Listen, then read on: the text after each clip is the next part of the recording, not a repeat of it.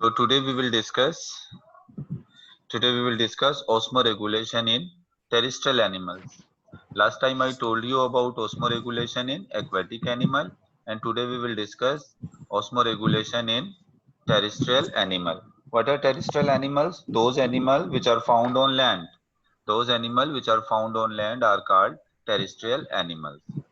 So there are different type of animals who are found in lands. Amphibians are also found on land.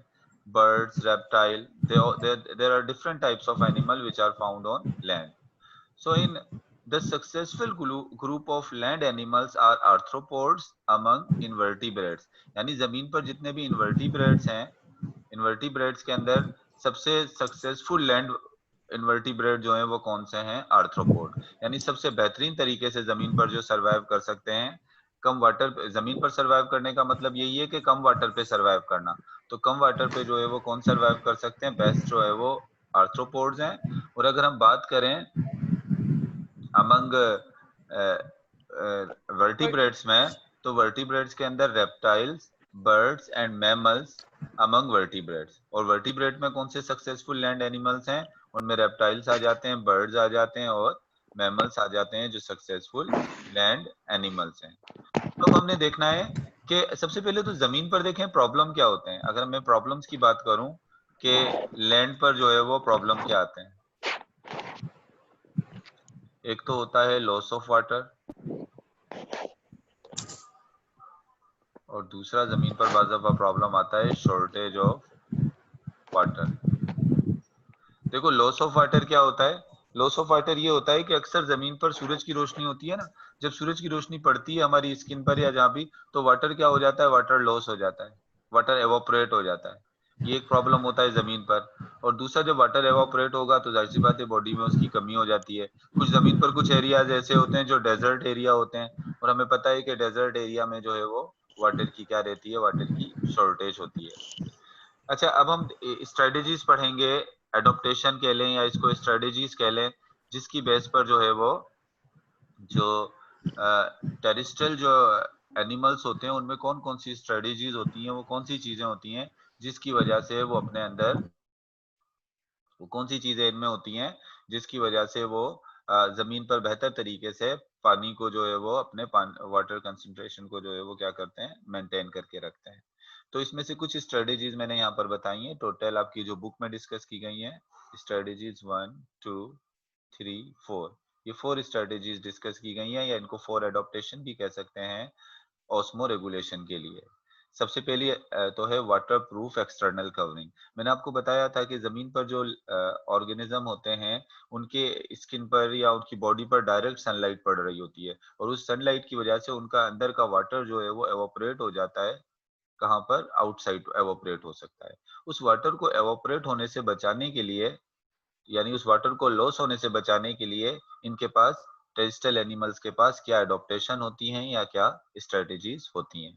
तो सबसे पहले कह रहा है to prevent water loss through external surface. अब मिसाल के तौर पे कोई ये एक एनिमल है कि इसकी ये क्या है? ये एक्सटर्नल सरफेस है।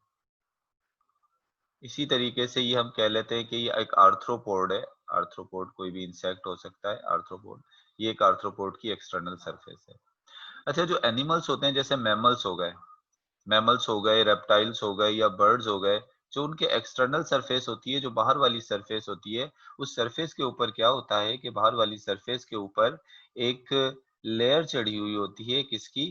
कैरेटिन की। कैरेटिन एक प्रोटीन होता है जो हमारी स्किन के सेल्स में होता है, और स्किन के जो कैरेटिनाइज सेल्स होते हैं, डेड कैरेटिनाइज सेल्स, उनकी जो है वो ऊपर की तरफ क्या चढ़ी होती है? एक लेयर चढ़ी होती है कैरेटिनाइज सेल्स की, डेड कैरेटिनाइज सेल्स की एक ये लेयर चढ़ी होती है। ये देखें इसके ऊपर की तरफ, ये कौन से सेल्स हैं? ये हैं कैरेटिनाइज। ये आप कह लें कि कैरेटिन की एक क्या होती है? लेयर चढ़ी होती है। अक्सर हमें, मैं अपने हाथों के ऊपर भी जो है वो एक थोड़ी हार्ड सी एक लेयर, कभी सर्दियों के अंदर या बहुत ज्यादा गर्मी में ऊपर से एक व्हाइट कलर की लेयर हटना शुरू हो जाती है हाथों के ऊपर से। वो किसकी लेयर होती है? वो एक कैरेटिन की लेयर होती है।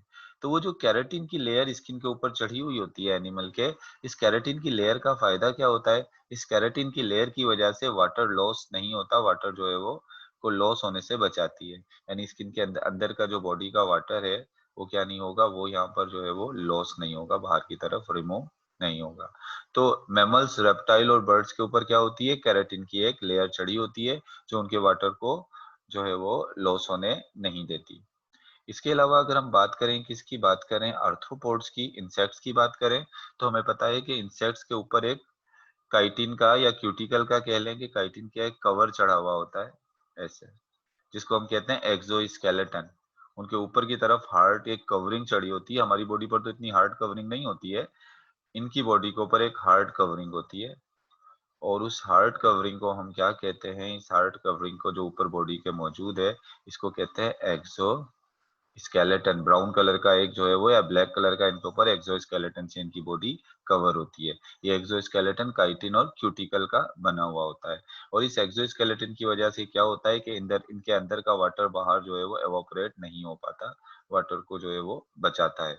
हमारे हमारे भी जो एक्सोस्केलेटन, हमारे नेल्स, हमारे जो नाखून है वो भी केराटिन के बने हुए हैं, वो तो बहुत हार्ड केराटिन के हैं, तो वो भी अगर आप देखें तो हमें जो हमारे जो है वो एक तरीके का वो एक्सोस्केलेटन है। तो वाटर प्रूफ एक्सटर्नल कवरिंग, तो पहली चीज क्या हो गई, वाटर प्रूफ एक्सटर्नल कवरिंग। अच्छा, जो बर्ड्स हैं, रेप्टाइल्स हैं और मैमल्स हैं, इनके पास जो वाटर प्रूफ एक्सटर्नल कवरिंग है वो किसकी बनी हुई है, वो केराटिनाइज है। इनके पास केराटिनाइज एक्सटर्नल कवरिंग है, यानी केराटिन प्रोटीन की बनी हुई है। और सिमिलरली जो इंसेक्ट्स हैं, इंसेक्ट्स के पास जो एक्सटर्नल वाटर प्रूफ जो है वो क्या मौजूद है, एक्सोस्केलेटन मौजूद है। तो ये दो चीजें हो गई दोनों के अंदर। तो यहाँ पर अगर हम बात करें, मैं इसको सिंप्लीफाई करूं कि जो है वो एक्सटर्नल जो कवरिंग होती हैं, यानी वाटर को लॉस होने से बचाने के लिए, पानी को बहुत ज्यादा बॉडी से एवापोरेट होने से बचाने के लिए क्या होता है, वैसे तो हमारी जब पसीना हमें आता है तो हम वो हमारी बॉडी को कूल डाउन करने के लिए वाटर एवापोरेट होता है, वो तो एक कंडीशन है। लेकिन जनरली ऐसे जब आप नॉर्मल टेम्परेचर है तो फिर हमारा वाटर एवापोरेट नहीं होता नॉर्मल वे में। तो उसमें क्या होता है, इसके अंदर जो है वो दो चीजें हैं जो इसमें काम कर रही हैं। तो आप देखें, वाटर प्रूफ कवरिंग की अगर आपसे पूछी जाए तो वाटर प्रूफ जो कवरिंग है, वाटर प्रूफ कवरिंग की बात करें तो वाटर प्रूफ कवरिंग के अंदर जो बर्ड्स, रेप्टाइल और मैमल्स हैं, इनके पास कौन सी है, इनके पास केराटिनाइज है, यानी केराटिन की बनी हुई है। और अगर हम बात करें आर्थ्रोपोड्स की, अगर हम बात करें आर्थ्रोपोड्स की, तो आर्थ्रोपोड्स आपको पता है कि आर्थ्रोपोड्स जो है वो सक्सेसफुल लैंड इन्वर्टिब्रेट्स हैं। तो आर्थ्रोपोड्स के पास क्या मौजूद होता है, एक्सोस्केलेटन मौजूद होता है, जो काइटिन और क्यूटिकल का बना हुआ होता है। तो अगर आपसे पेपर में पूछा जाए व्हाट आर द स्ट्रेटजीज या what are the adaptation in animal to prevent the loss of water, अगर आपसे पूछा जाए इस सारे में से सिर्फ कि वाटर के लॉस होने को प्रिवेंट होने से बचाने के लिए उन प्लांट्स के एनिमल्स के पास, टेरेस्ट्रियल एनिमल के पास कौन सी स्ट्रेटेजी है, तो आप ये नंबर 1 वाली स्ट्रेटेजी लिखेंगे। मेन स्ट्रेटेजी ये है, आगे भी होंगी एक दो स्ट्रेटेजी है जो बाद में डिस्कस करूंगा, लेकिन ये आपने लिखनी होगी। अच्छा, दूसरे नंबर पर फिर जो है स्ट्रेटेजी की दूसरे नंबर पर आ जाते हैं हम, storing and excreting of solid waste. अब इसको थोड़ा सा समझिएगा, storing and excretion of solid waste.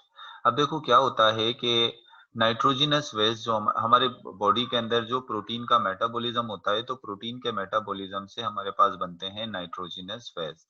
और मेन नाइट्रोजिनस वेस्ट जो प्रोटीन के मेटाबॉलिज्म से हमारे पास बनते हैं, अगर हम उनको कैटेगराइज करें मेन नाइट्रोजिनस वेस्ट को, तो मेन नाइट्रोजिनस जो वेस्ट हैं वो कौन कौन से होते हैं, बेसिकली मेन नाइट्रोजिनस वेस्ट जो हमारे पास हैं, जो हम अपनी बॉडी से पास आउट करते हैं या बॉडी से एलिमिनेट करते हैं जिसको, तो नाइट्रोजिनस वेस्ट, तो हमारे पास जो नाइट्रोजिनस एनिमल किंगडम में जो नाइट्रोजिनस वेस्ट हैं, एक तो होता है अमोनिया, एक होता है यूरिया और एक होता है यूरिक एसिड। देखें, ये जो अमोनिया है इसको बॉडी से रिमूव होने के लिए इसको बॉडी से बाहर निकालने के लिए बहुत ज्यादा वाटर चाहिए होता है। अमोनिया को एक्सक्रीट करने के लिए बहुत ज्यादा वाटर की क्या होती है, वाटर की रिक्वायरमेंट होती है। तो इस वजह से हमारा तो एक्सक्रीटिव प्रोडक्ट अमोनिया इस वजह से नहीं होता क्योंकि हमें इतना ज्यादा पानी, हमारे पास इतना ज्यादा पानी होता ही नहीं है कि हम उस पानी को इस्तेमाल करके अमोनिया को बॉडी से बाहर निकालें।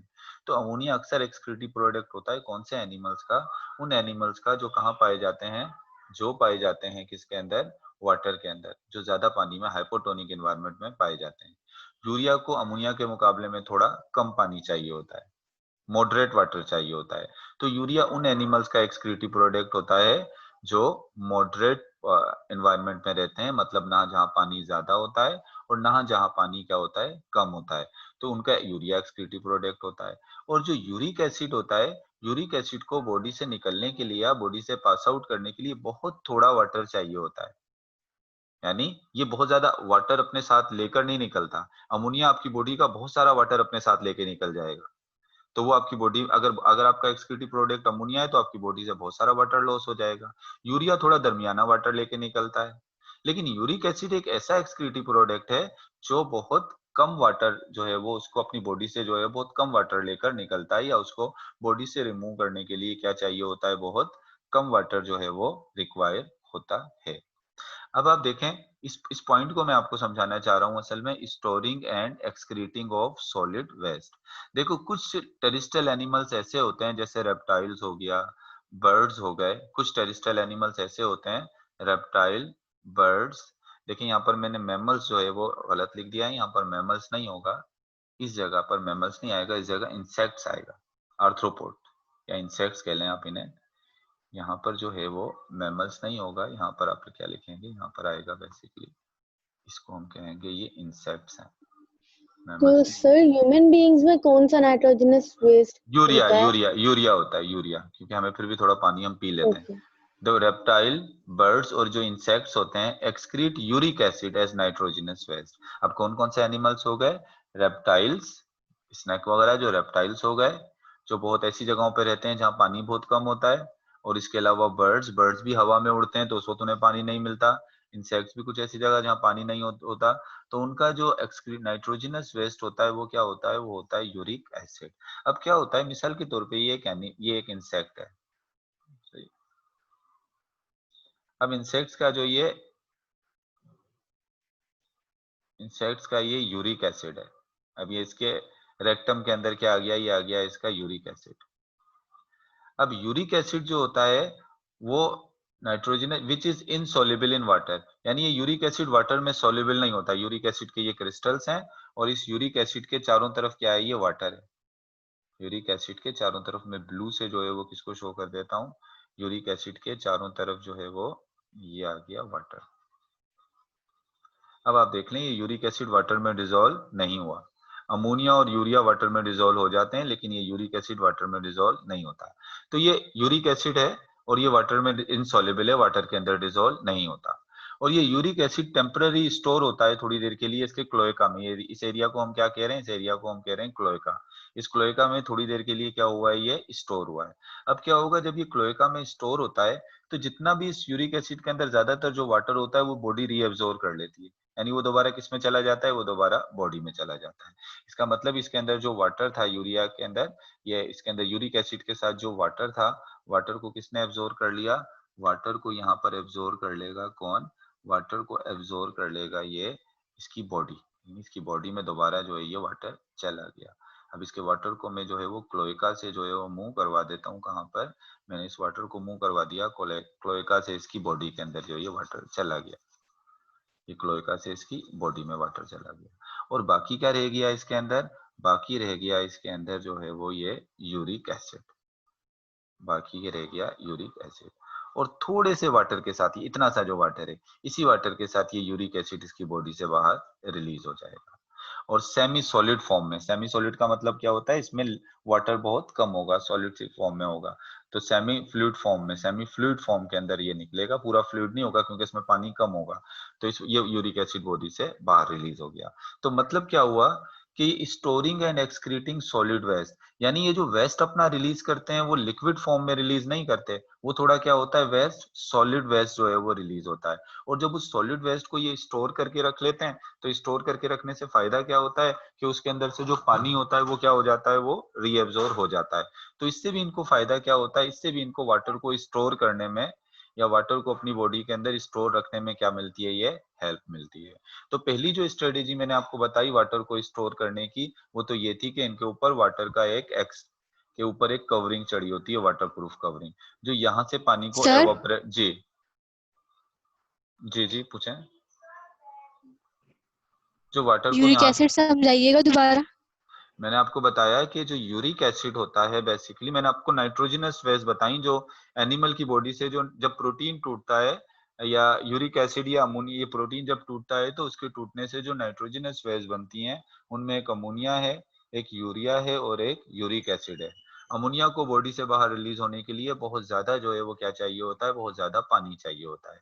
यूरिया को दरमियानी पानी चाहिए होता है। और यूरिक एसिड एक ऐसा एक्सक्रीटिव प्रोडक्ट है जिसको बॉडी से बाहर रिमूव होने के लिए बहुत कम पानी चाहिए होता है। वो ज्यादातर सॉलिड फॉर्म में या सेमी सॉलिड फॉर्म में जो है वो क्या होता है, रिलीज होता है। तो कुछ एनिमल जैसे रेप्टाइल, बर्ड्स और इंसेक्ट हैं, ये क्या करते हैं, इनका जो नाइट्रोजनस वेस्ट होता है वो यूरिक एसिड होता है।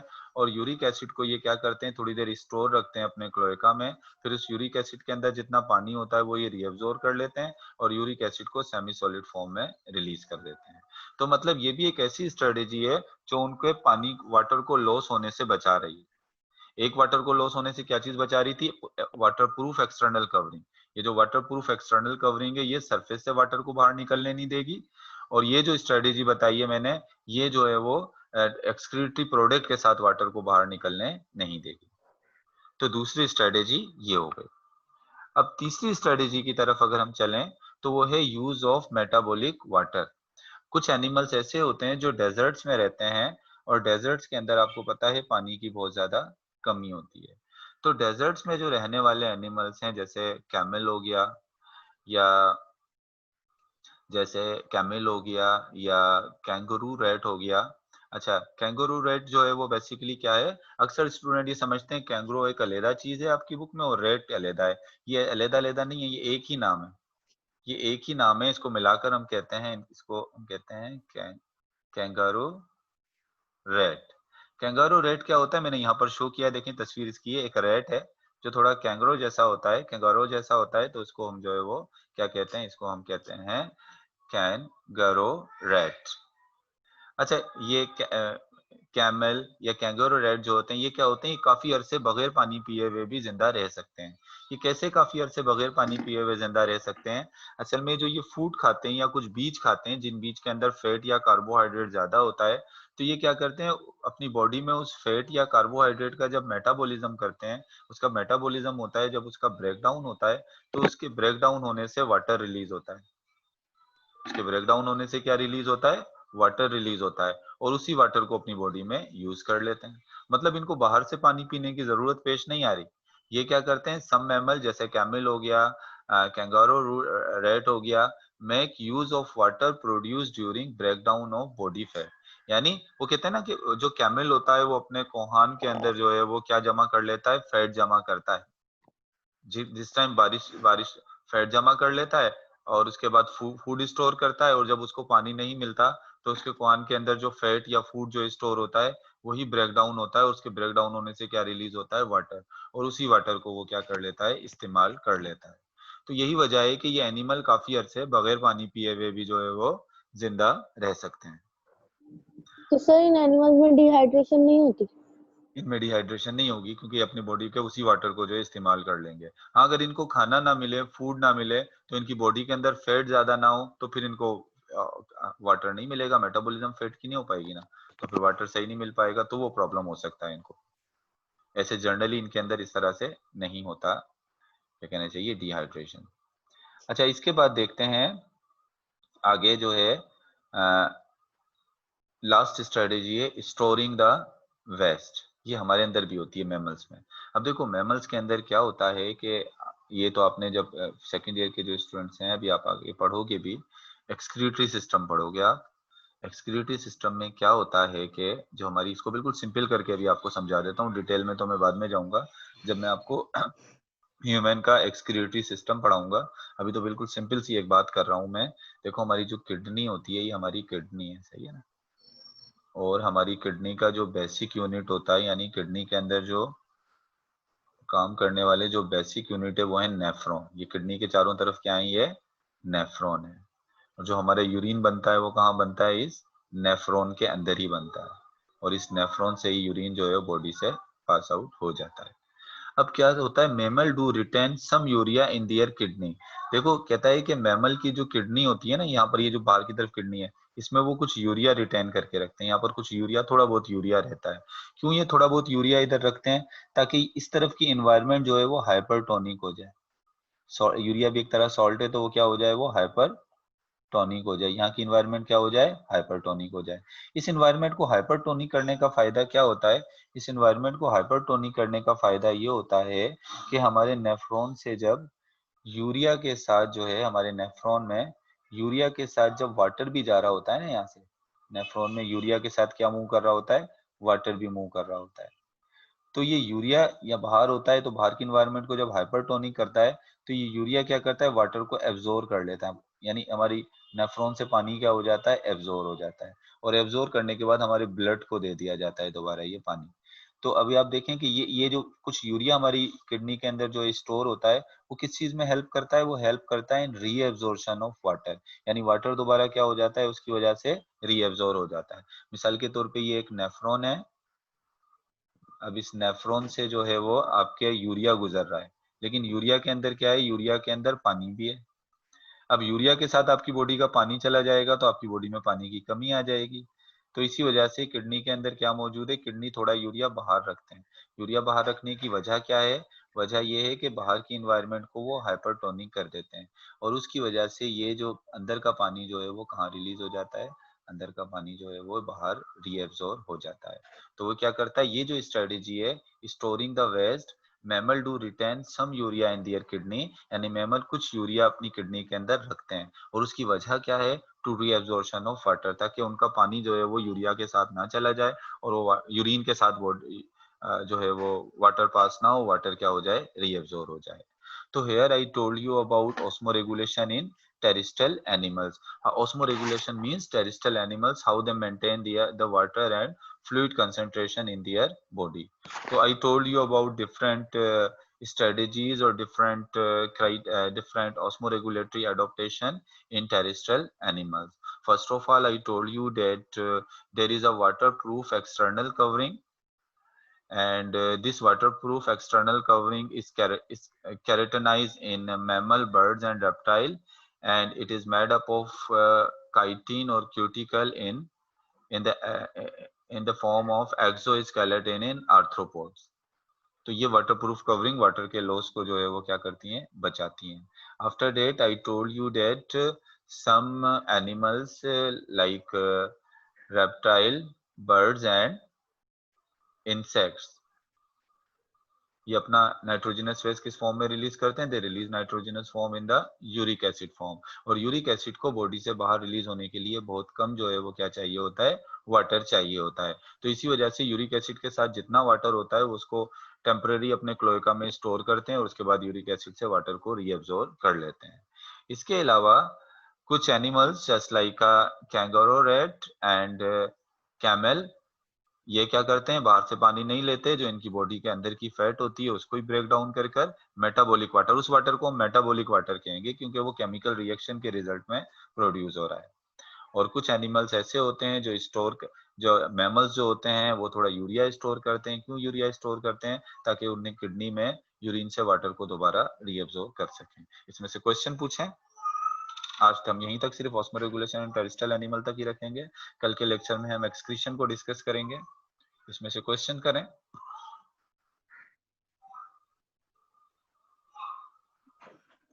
सर जी जी पूछें।